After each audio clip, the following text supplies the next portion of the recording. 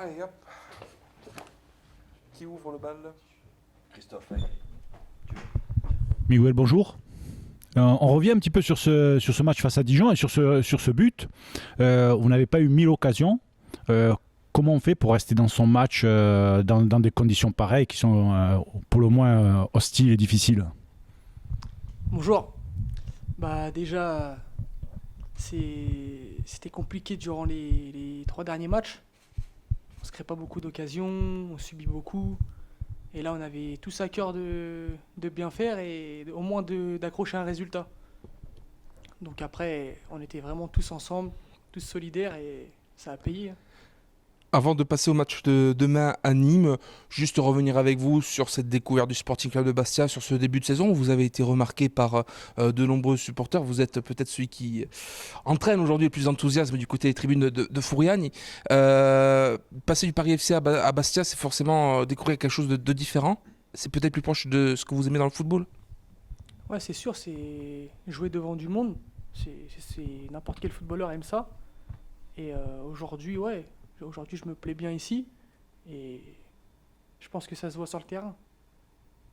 Vous disiez justement à mon collègue que vous étiez parlé, que les 3 derniers matchs avaient été difficiles. Ça fait partie peut-être de ces expériences qui peuvent faire grandir un groupe, passer par des moments un peu de tourmente comme cela, les 3 défaites d'affilée.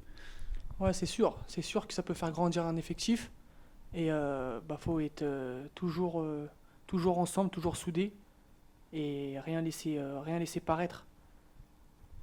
Là, vous attaquez le match de Nîmes avec un peu plus de sérénité. Le coach en parlait. Cette victoire, elle a remis les têtes à l'endroit. Ouais, cette victoire, elle a mis la tête à l'endroit après la grosse gifle qu'on s'est pris à Saint-Étienne. Et aujourd'hui, on va aller à Nîmes pour aller chercher quelque chose. On dit souvent que lorsque les attaquants ne marquent pas, ils doutent. On n'a pas eu l'impression que vous doutiez beaucoup, vous, durant ce début de saison. C'est un trait de caractère? Vous êtes un dur au mal? Non, je suis quelqu'un qui se pose pas trop de questions. Quand on se pose des questions, c'est pas très bon. Donc je suis quelqu'un qui va toujours de l'avant et qui pense pas que au but. Ouais, vous ne pensez pas qu'au but parce que justement vous êtes aussi l'un des meilleurs passeurs bastiais depuis le début de saison. Pour vous déjà participer à un but, ça veut dire faire avancer l'équipe. C'est ça, même si c'est pas vous qui marquez, c'est vous qui faites la passe. Pour vous le plus important c'est que l'équipe arrive à marquer en fait. Ouais, c'est ça, je suis là pour aider l'équipe. Et quand je la donne pour qu'un attaquant la mette au fond ou n'importe qui la mette au fond, c'est comme si c'est moi qui l'avais mis. On a l'impression que aussi vous vous entendez bien avec certains joueurs que sur le terrain, que ce soit Kevin Karkov, Franck Magri, c'est des styles de jeu qui vous complètent, c'est ça? Ouais, on est complémentaires, on s'entend bien sur le terrain. Après, il n'y a pas qu'avec eux, je m'entends bien avec tout le monde.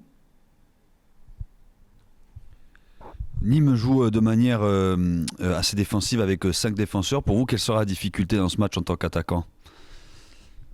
Va falloir prendre la profondeur parce que quand on vient décrocher, il y a moins d'espace dans l'axe du terrain. Donc il va falloir prendre la profondeur. Ouais. On dit souvent que la Ligue 2, c'est quand même un championnat assez physique.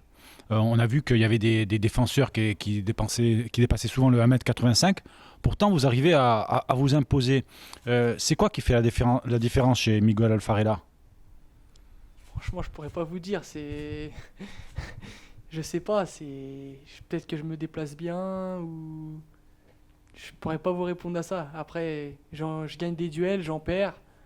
C'est comme ça, c'est le football. Merci. Merci.